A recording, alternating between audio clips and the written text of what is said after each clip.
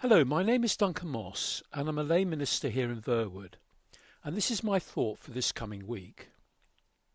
People involved in the teaching profession always try and think of innovative ways of being able to explain difficult concepts in a way that can be easily understood. That is quite a skill, and that is what makes a good teacher.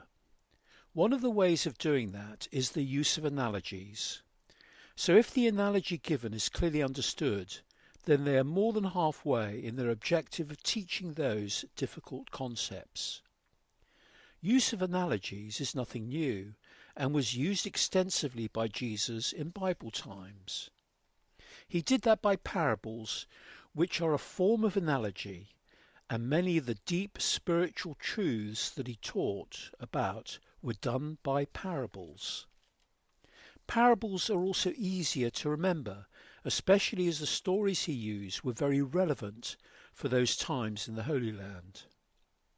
This week, in many churches, we are hearing what Jesus had to say about spiritual growth.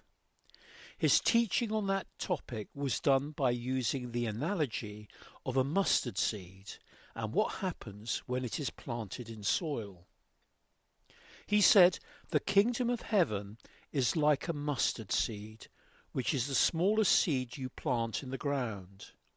Yet when planted, it grows and becomes the largest of all garden plants, with such big branches that the birds of the air can perch in its shade."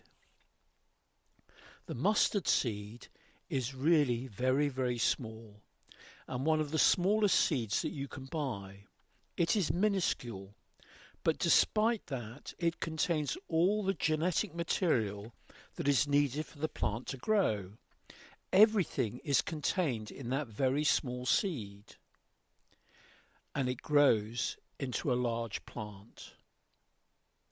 What he taught was understandable, especially by the people of that day, who were mainly farmers who lived off the land.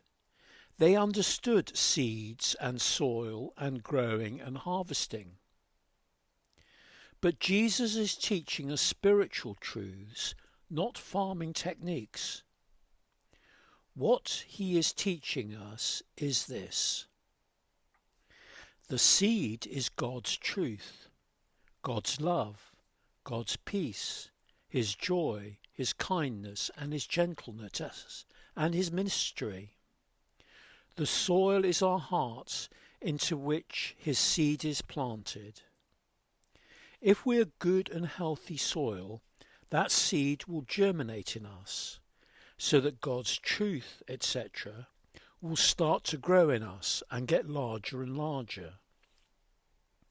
We will then start to show his love and his peace in our lives, and all those characteristics and emotions will blossom. So our part is to be good soil and willing to accept the seed that is planted in our hearts. God's part is to germinate that seed and to grow it in us.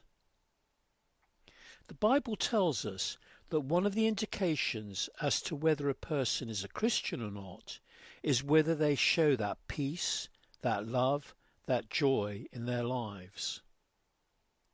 So the takeaway for this parable is: allow God's seed to settle into our lives, and over time we can see it grow in us. Thank you for listening.